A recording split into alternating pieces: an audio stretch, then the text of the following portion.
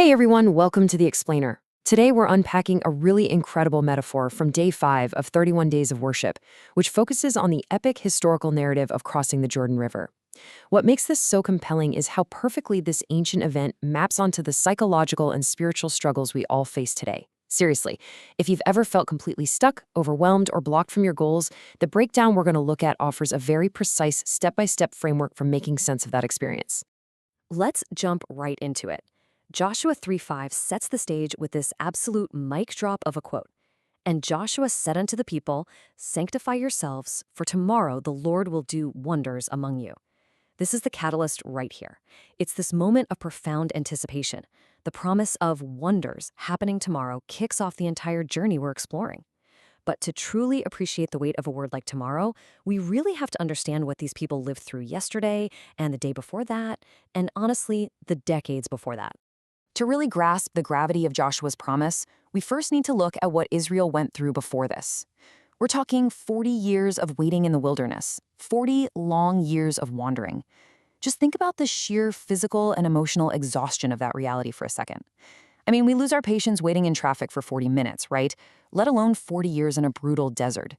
This wasn't just a quick detour. It was an entire generation's lifetime spent in this harsh, relentless holding pattern. And looking at their timeline laid out, it's wild. You have point 1, this massive, miraculous departure out of Egypt. But then comes point 2, 40 grueling years just wandering the wilderness. Which brings us to point 3, the very end of those 40 years, where they're camped at a place called Shittim. And that finally leads to point 4, the tomorrow mentioned in our opening quote, crossing the Jordan. Seeing this progression really drives home just how massive the gap was between their initial rescue and their ultimate destination. Now, what's fascinating about this specific stopping point, their absolute final campsite before the river, is its name.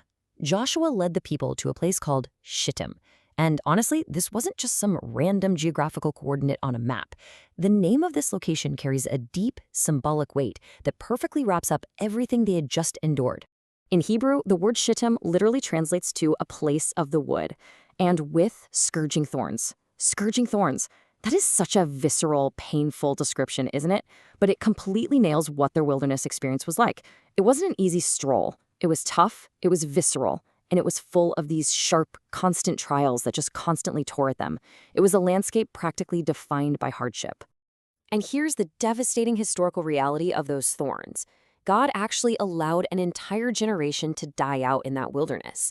But, and this is key, it wasn't because the desert was simply too hot or they lacked resources. It was strictly because of their unbelief. These were people who had personally witnessed an epic rescue from Egypt, but they fundamentally failed to believe that God could actually pull them through the wilderness. So why does this historical tragedy matter for us today? Well, the text draws a direct line from their literal thorn-filled desert to the times we feel totally trapped in our own modern spiritual wilderness. It's comparing their historical unbelief to our own fading faith right now. When you feel stuck, when everything around you feels like scourging thorns, you are facing the exact same psychological and spiritual test they faced at Shittim. The thing is, unbelief isn't just some fleeting moment of doubt. It is incredibly destructive. It causes tremendous problems. It can trap us in a cycle of spiritual failure, and eventually it can make us completely lose our way. Unbelief isn't just a minor character flaw. It acts as the primary danger of the wilderness. It is the exact thing that can prevent you from ever reaching your destination. But here is a massive pivot of encouragement for you. God did not bring you into a wilderness just to watch you fail and die. That is absolutely not the goal of the scourging thorns. The wilderness, as painful as it is, has a distinct purpose. And it's the exact opposite of the despair that unbelief tries to sell us. In fact, there is a clear, actionable strategy to survive it. If you're feeling trapped right now and your faith is running on fumes, the Holy Spirit gives us 3 super clear, actionable steps to get through the thorns. Step 1, hang on. Step 2, have faith. Step 3, keep your eyes on Christ. It's a remarkably concise survival guide, right? When the environment gets hostile, your only job is to hold your ground, keep your trust locked in, and focus entirely on Christ instead of the thorns poking at you. Which brings us to what is arguably the most profound statement in our explainer today. This quote is the absolute core of the message. He brought you into a wilderness to show you that he will see you through. Wow, that completely reframes the hardship, doesn't it? The wilderness isn't a place of abandonment. It's the staging ground for your deliverance. But the condition is firm. To actually make it through, you have to believe. Belief is the engine that moves you forward. So the moment finally arrives where the Israelites pack up and leave Shittim. Remember, Shittim represented their trials, their endless wandering. Leaving that camp meant the scourging thorns were finally in the rearview mirror. God was officially telling them their wandering phase was over. However, just because the wandering ended, it didn't mean the path ahead was a walk in the park. They move forward, and boom, they hit a massive contradiction. The promised land is right there, directly ahead of them. They can literally see the promise they've been waiting 40 years for.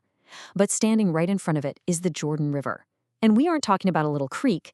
This was a rushing, completely impassable body of water blocking their path. This introduces something absolutely fascinating about how God operates. He explicitly told them he would get them past this impossible obstacle, but he purposely left out how he was going to do it. He guaranteed the outcome, but completely withheld the logistics.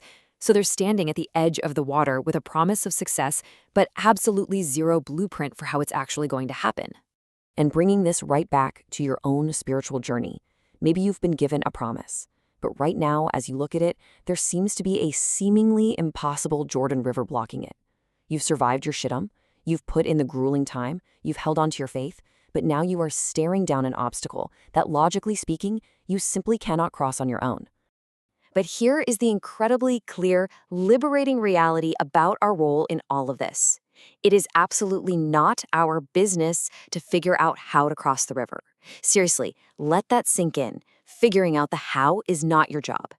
Instead, it is our job to simply believe God to part the waters. We supply the belief, He supplies the method. It's really that simple. So, as we wrap up this explainer, I want to leave you with this final, ultimate question. The promise is right there before you, but the river is in front of you. When you're staring down your own impossible obstacle, when you don't have the logistics and you can't see the bridge, will you stop obsessing over the how and simply believe God to part the waters? It's a huge challenge to surrender the logistics and just trust the promise. Thanks so much for joining me today, and I really hope this gives you a fresh perspective the next time you face your own Jordan River.